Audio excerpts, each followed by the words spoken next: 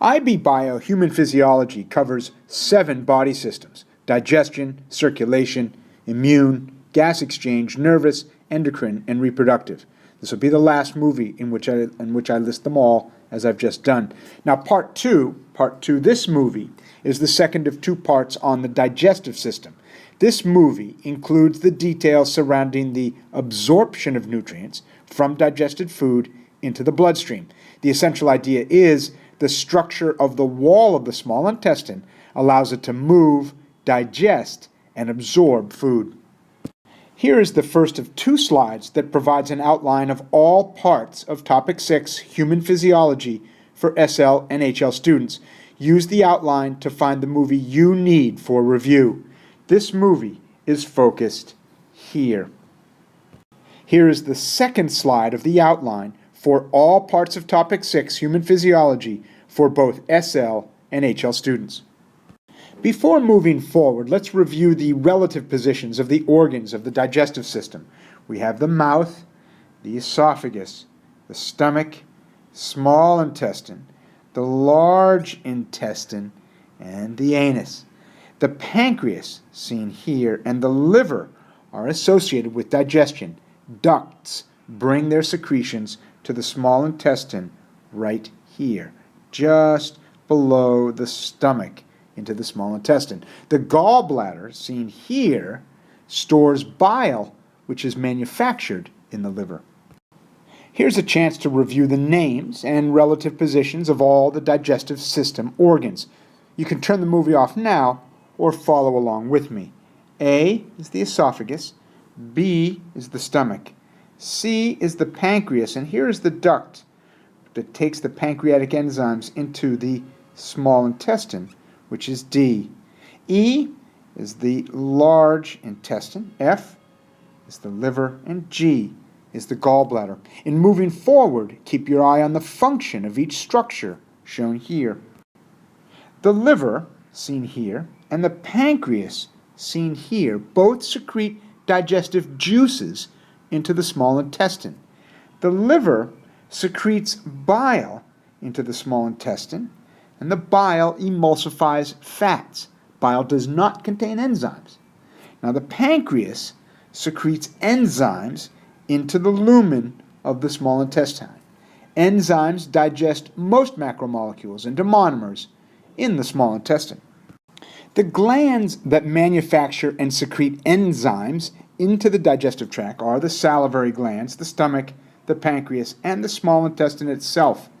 The liver releases bile to the small intestine. Bile emulsifies fats, which is a physical breakdown, not a chemical breakdown. Our focus in this movie will be on the pancreas and the small intestine, and here are the 2 relevant IB syllabus statements related to the pancreas. The pancreas secretes enzymes into the lumen of the small intestine. State that amylase, lipase, and an endopeptidase are secreted by the pancreas into the small intestine. The endopeptidase is an enzyme that breaks peptide bonds toward the middle of the larger polypeptide. The pancreas produces pancreatic juice that has a pH of 7 to 7.5. Pancreatic juice has the following enzymes: pancreatic amylase, pancreatic lipase, and pancreatic endopeptidases. Endopeptidases break peptide bonds in the middle of the larger polypeptide molecule. Trypsin and chymotrypsin are examples of endopeptidases. Amylose, starch, is hydrolyzed by the enzyme amylase into maltose molecules. This should be review for you. Maltose is hydrolyzed to glucose by the enzyme maltase. The enzyme maltase is synthesized by glands in the small intestine.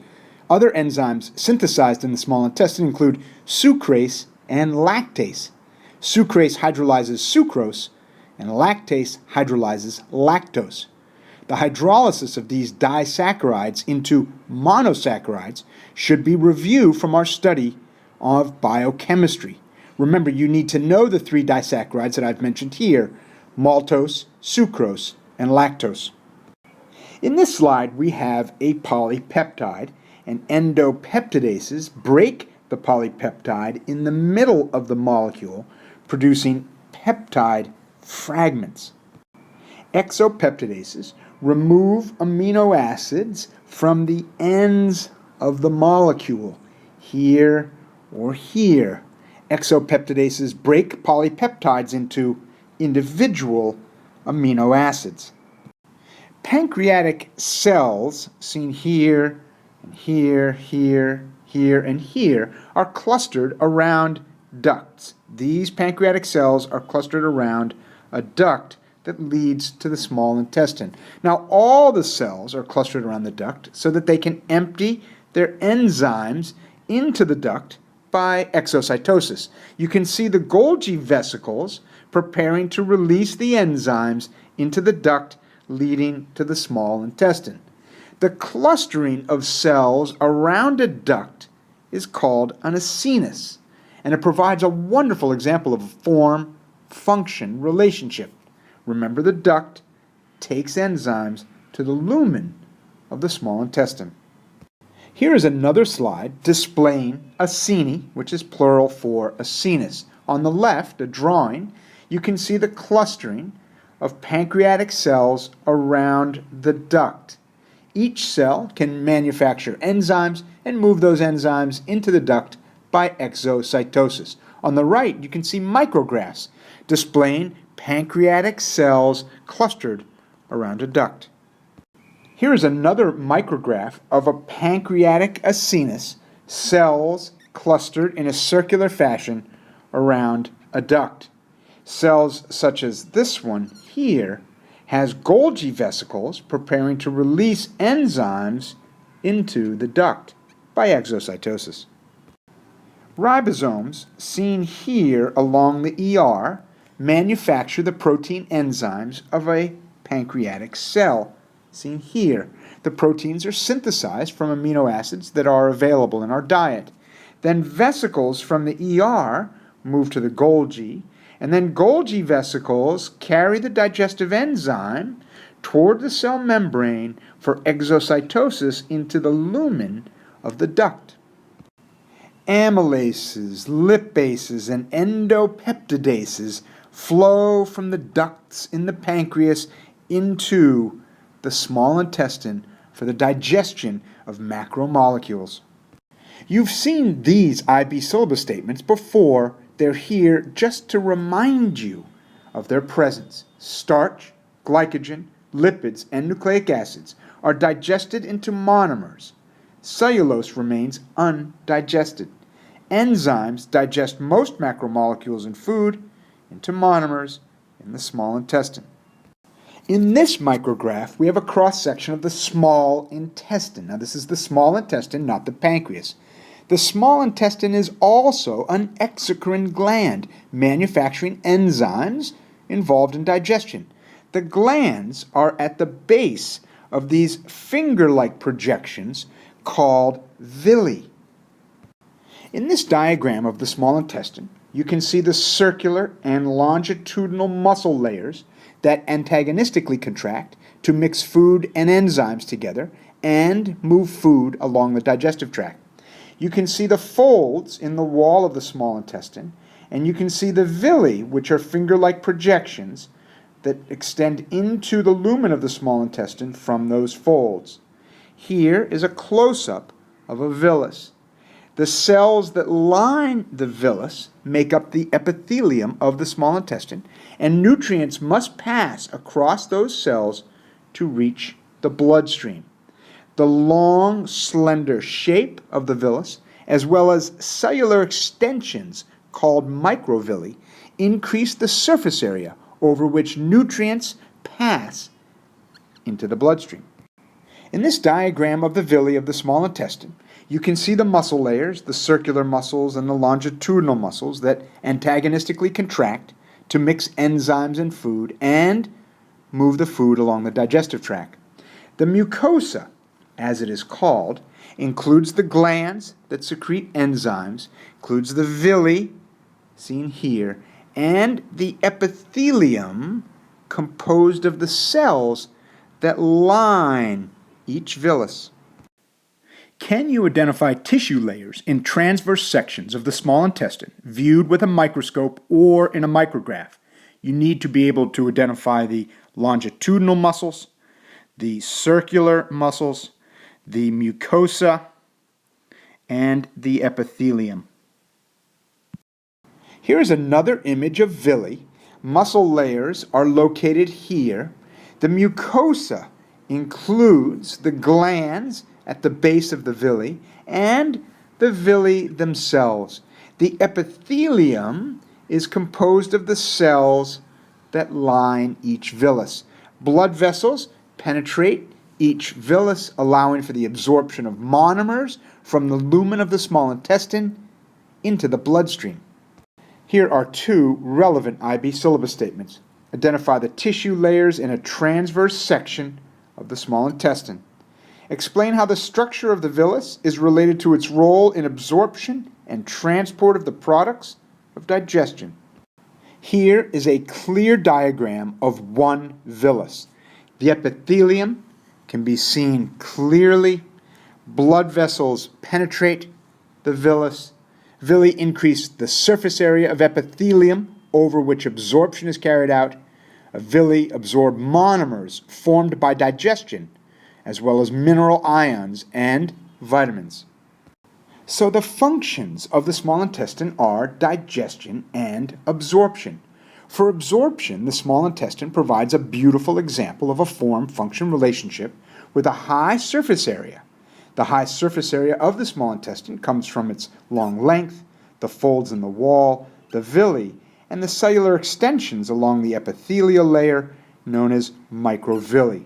As well, the villi bring the monomers in the lumen of the small intestine into close proximity with the bloodstream within each villus. Villi increase the surface area of the epithelium over which absorption is carried out. Capillaries are located here within the center of each villus that serves to transport those nutrients from the intestine to the interior of the body. Epithelial cells in the small intestine have membrane-bound extensions called microvilli, seen here. The membrane goes out and around each one of these cellular extensions. And the epithelial membrane has membrane-bound enzymes, which further enhances the digestion of polymers. Villi absorb monomers formed by digestion, as well as mineral ions and vitamins, because of the high surface area and the close proximity to the bloodstream. And as the monomers of digestion, as well as mineral ions and vitamins, move into the bloodstream, the blood moves to the liver for processing of nutrients. Digestion of macromolecules occurs in the small intestine. Then the monomers, mineral ions, and vitamins are absorbed into the bloodstream. Then the monomers and the mineral ions and vitamins are taken up by cells and assimilated into larger molecules or metabolic processes. And that brings us to the next IB syllabus statements for this movie. Describe the processes occurring in the small intestine that result in the transport of the products of digestion to the liver. Describe the different methods of membrane transport required to absorb different nutrients. The total surface area of the small intestine facilitates absorption. High surface area arises from the long length of the intestine, folds in the wall, villi, and microvilli, all of which can be seen in this image. It is across the epithelial cell membrane that monomers such as glucose, amino acids, fatty acids, glycerol, and nucleotides are moved into the bloodstream. Microvilli, seen here, are extensions of the epithelial cell membrane, increasing the surface area for the absorption of monomers. Absorption is an important term.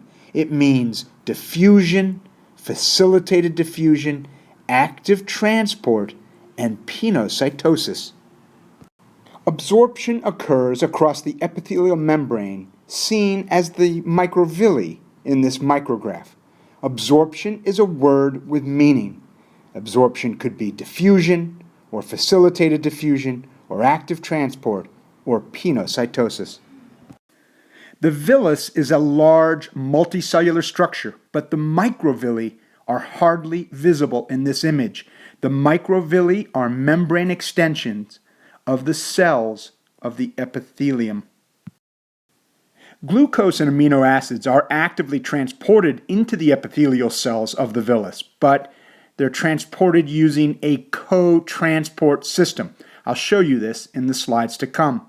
Just as a bit of heads-up detail, fructose is absorbed into the bloodstream by facilitated diffusion, facilitated transport. Water and fatty acids move passively into the bloodstream by diffusion. Fats are moved into the lymph vessel known as a lacteal, as you can see here in the center of the villus. The blood leaves the digestive tract and moves to the liver. The lymph fluid is moved to the circulatory system. Diffusion, facilitated diffusion, and active transport as processes serve to move monomers from the lumen of the digestive tract into the bloodstream that is flowing within a villus. Diffusion, facilitated diffusion, and active transport should be review for you. If you need to refresh your understanding of these processes, stop the movie and study this slide. Glucose and amino acids are actively transported across the epithelial cells of the villus to reach the bloodstream. The active transport of glucose and amino acids is a co-transport system involving sodium. A co-transport system involving sodium. Both molecules are facilitated across the epithelial cell membrane along with sodium. Sodium is actively pumped out of the cell to be available for the co-transport of glucose or amino acids. In this diagram of an epithelial cell of a villus with its microvilli, we can see the co-transport of glucose alongside sodium happening right here. Sodium is actively pumped out of the cell here. Fatty acids and monoglycerides passively move out of the lumen of the digestive tract and into the epithelial cell, but triglycerides are reassembled in the epithelial cell, then moved into the lacteal of the lymph system. Fatty acids and glycerol, after leaving the digestive tract, are reassembled into triglycerides and moved into the lymph vessel, the lacteal, in the center of the villus. Fluids in the lymph, fats in the lymph, in the lacteal, are moved to the circulatory system. Endocytosis is also a mechanism by which epithelial cells of the villus take in monomers, mineral ions, and vitamins. When fluids are taken in by endocytosis, we use the term penocytosis. Here is a diagram of one epithelial cell that lines a villus. You can see the extensions of the cell membrane called microvilli.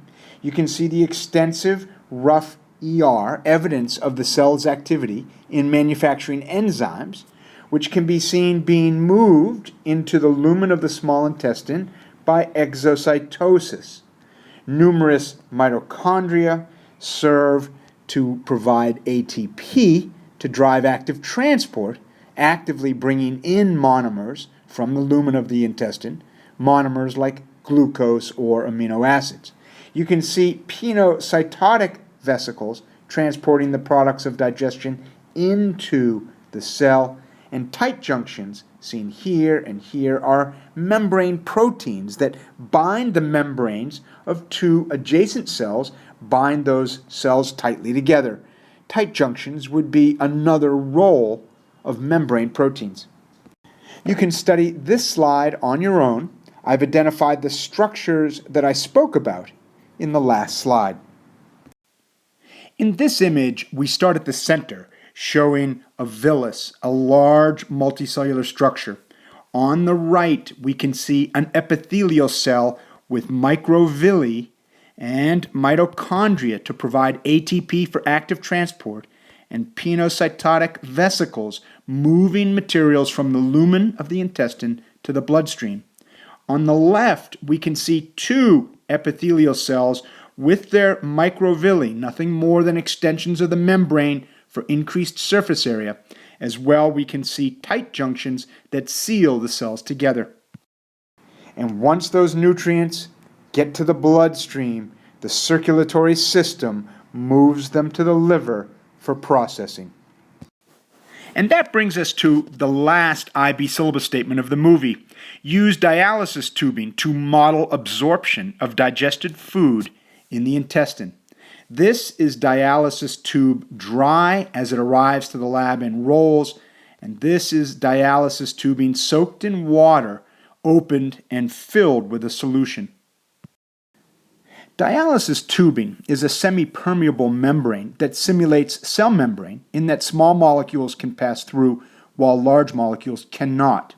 In the image on the left at the start of the investigation, the dialysis tubing contains two different molecules, solutes, red and blue, in a solution, and the tube is placed into a solvent, often water. After time has passed, the small molecules, red ones, have diffused down their concentration gradient into the outer solution, the solvent. The large molecules, blue, cannot pass the membrane. Now, it's quite possible that the solvent could pass through the dialysis membrane depending on the size of the solvent molecules. This diagram provides no evidence for the diffusion of the solvent. Here is another image of a dialysis membrane that does not allow glucose, a 24-atom molecule, to pass through the membrane. However, water can pass the membrane. Now we see the start of the investigation on the left and after time on the right. Water, a small molecule, diffuses from the low solute concentration toward the high solute concentration. So water moves from right to left. Water will move from the hypotonic solution to the hypertonic solution. This is osmosis, the diffusion of water across a membrane. Notice the change in the level of water on the left side of the model. In this image, the dialysis membrane restricts the movement of the large molecule but allows glucose to pass through as well as a sodium ion.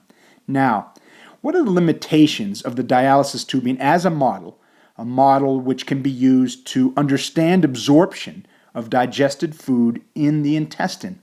Cell membranes typically do not allow charged particles like the sodium to pass the membrane. Thus, the dialysis membrane may not have the same fundamental chemistry as a cell membrane. But there's more. The dialysis membrane cannot model active transport or facilitated diffusion. There are no proteins embedded in the dialysis tubing. The dialysis membrane may have a different permeability than the membranes of intestinal cells. And the dialysis membrane may have different rates of exchange. Take some notes here. And that brings us to the end of IB Bio Human Physiology Part 2, Digestion, Absorption B.